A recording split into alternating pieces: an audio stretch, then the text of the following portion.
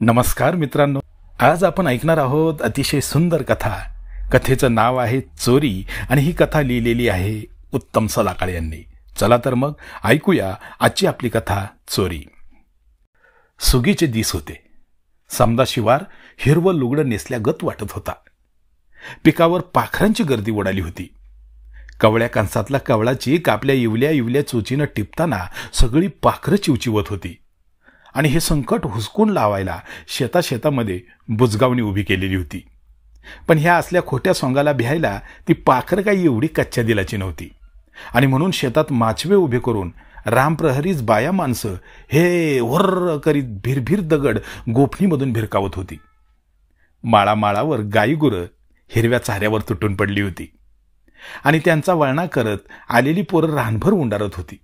बराच वेळ झाला. दिस डोंगराआड घराच्या वाटेला लागला. गाया म्हशींचं हंबरणं वाढलं. पोरांनी गुरांना पाणी दावलं आणि सगळी गुरं घरी हुसकीत निघाली. गुरं बी घराच्या ओढीनं पाईप पाटापाटा उचलू लागली. दिसभर हिंडून दमलेली पाखरं आपापल्या घरट्याकडे झेपावली. आणि जसं अंधारलं तसा वाघजाईचं शिवार निर्मनुष्य झाला. पिकं तेवढी डुलकी लागल्यागत डुलत होती.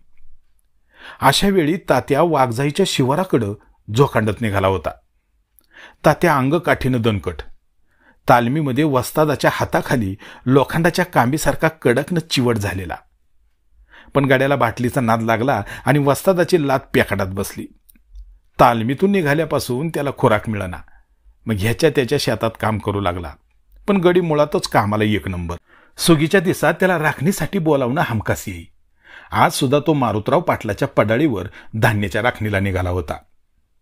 आमावशीची रात. अंधारानं जणू अख्खं शिवार गिळलं होतं. हिरवं रान काळं काळं झालं होतं. तात्या पडाळीच्या रोखानं निघाला होता. रातकिडे एका सुरात किर्र किर्र करून वातावरण भेसूर बनवत होते. मध्येच एखादी वाऱ्याची जुळूक तात्याच्या अंगाला काटे फोडत होती. जवळच्या डोंगरातनं प्राण्यांचे आवाज घुमत होते. पडाळ जवळ आली तसं पडाळीवरचं घुबाड घू घू करून घुतकारू लागलं.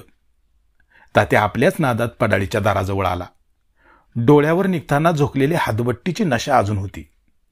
नशेतच त्याने दाराचं कुलूप हुडकलं. खिशातून किल्ली काढली. अंधारात डोळं फाडत अंदाजानं त्याने ती कुलपात खोवली. उजव्या हाताकडं थोडंसं पिळलं तसं कुलूप खळकन उघडलं. तात्यानं कडी काढून दार ढकललं. दार कर्र करत उघडलं. आता अंधार खच्चून भरला होता. डाव्या हाताच्या खिशातून काडीचं डबडं काढून तात्यानं काडी खसकन ओढली. सरकन काडी भुर्र करून पेटली आणि त्या उजेडानं थोडासा पोळलेला अंधार कोपऱ्यामध्ये सरकला. तात्या अंदाजानं पुढं सरकू लागला. एवढ्यात त्याच्या पायात काहीतरी तडमडलं. च्या मारी ह्या उंदराचे, इथं पायात कशा पायी लुडबुडतोय लेकाचा. पोत्याच्या थप्पीकडं चिकचिक करत पळालेल्या उंदराकडं बघत तात्या खेकसला.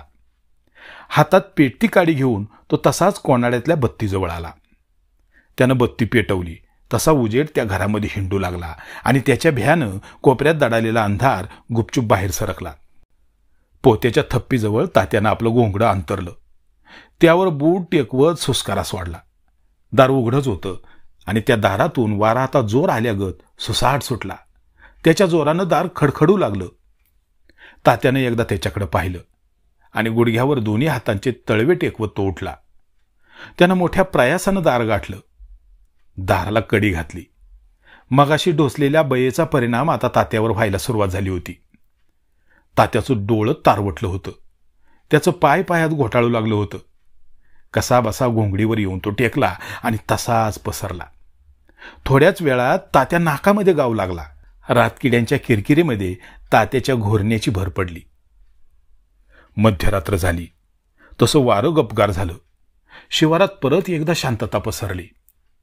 तात्या आणि रातकिड्यांची किरकिर घुरघुर तेवढी चालू होती. एवढ्यात पडाळीवरची पाखरं झोपमोड होऊन गलका घालायला लागली आणि आता पडाळीचा दरवाजा कुणीतरी ठोठावत असल्याचा भास होऊ लागला. झोपलेल्या तात्याच्या जागरूक कानांनी सुस्तावलेल्या मेंदूला ह्या अनोळखी आवाजाची जशी बातमी पोचवली तसं मेंदूने आळस झटकून सनाना आदेश सोडले आणि तात्या खडबडून जागा झाला. इतक्या मध्यरात्रीला कोण दार वाजवतंय याचा काही त्याला अंदाज लागेना. पलीकडचा जाडजूड सोटा हातात घेऊन तो दरवाजाकडे जाता जाता वैतागून म्हणाला, "अरे ये रांडच्या, थांब की वाईज, दम हाय का नाही? मागा धरणं सारखी कटकट लावली या. भडव्यानं झोपेचं पार खोबरं केलंय माझ्या." तोंडाचा पट्टा चालू असताना तात्यानं कडी काढली आणि दार कर्र करत उघडलं. एकदम दाराबाहेर कुणीतरी 7 मजली हास्य केलं. "ही तात्याच्या अंगातलं अवसान गळालं. पोटरीत गोळा उठला, घशाला कोरड पडली. साऱ्या अंगात घामानं चिकचिक केली. डोळे घराघरा फिरू लागले. एवढा धीराचा गडी, पण खालपासून वरपर्यंत पार ओला चिंब झाला आणि तात्या उंबऱ्यातच धाडकन कोसळला. तात्यासारख्या गड्याला उंबऱ्यात उतानं पाडणारी आकृती तशीच भयानक होती. अकराळ विक्राळ, 8 फुटी उंच, डोक्यापासून कमरेपर्यंत लांब लांब भुरकं केस, कमरेच्या खाली वाळक्या लाकडागत पाय, बोटं नाही की चवडं नाही, काठीसारखं गोल गरगरीत, डोळं सुद्धा इंगळागत, दातांचं भलं लांब सुळं, हाताची 2-2 इंच लांब लांब नखं आणि त्याची लपलप करणारी जीभ.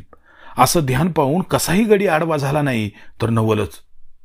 तात्या उताना पडलेला पाहून आकृती हसत हसत आत शिरली. भाताच्या पोत्यांच्या थप्पीकडे बघत ती आकृती खदखदा हसू लागली. हसता हसता एकदम थबकली. समोर अर्धी अधिक भरलेली दारूची बाटली बघून आकृती बाटलीकडे सरसावली. आपली लांब जीभ ओठावरून फिरवत फिरवत ती आकृती बाटली जवळ येऊन पोहोचली. एवढ्यात आकृती पाठीत थोडी वाकली, डावा लाकडासारखा पाय वर केला आणि खासदेशी ओढला. तो लाकडासारखा पाय सुटा झाला. तसा त्या आकृतीने आपला दुसरा पाय सुद्धा बाजूला काढला. आता 8 फुटाची आकृती चक्क 5 फुटाची झाली होती. त्या आकृतीने घोंगडीवर बसकन मारत हातात बाटली घेतली आणि तोंडावर हात फिरवला. तसा त्या आकृतीच्या तोंडावरचा मुखवटा बाजूला झाला आणि आत माणसाचा चेहरा दिसू लागला. आणि मग त्या आकृतीतला तो माणूस बाटलीतली ती दारू हळूहळू ढोसू लागला. बराच वेळ झाला. इकडं तात्या भानावर आला. डोळ्यावरची नशा कुठच्या कुठं पळाली होती. त्याला मगाशी पडलेलं सारं काही आठवत होतं. मग तो इकडे तिकडे बघत उठला. मगाचे ते भूत कुठं दिसतंय का हे तो पाहत होता. की तो नुसता भास होता हे सुद्धा त्याच्या ध्यानात येत नव्हतं. दरवाजा अजून तसाच उघडा होता. आतून कोणीतरी बडबडत असल्याचा आवाज तात्याला आला. त्या आवाजाच्या रोखानं तात्यानं पाहिलं आणि त्याची तळपायाची आग मस्तकाला भिडली. तात्याचे डोळे आग ओकू लागले. त्याने जवळच पडलेला त्याचा सोटा उचलला आणि तो तिकडे धावला. मगाची 8 फुटी आकृती आता 5 फुटी झालेली होती. त्याचं भयानक तोंड बाजूला पडलेलं होतं आणि आत तात्याला भलताच माणूस दिसत होता.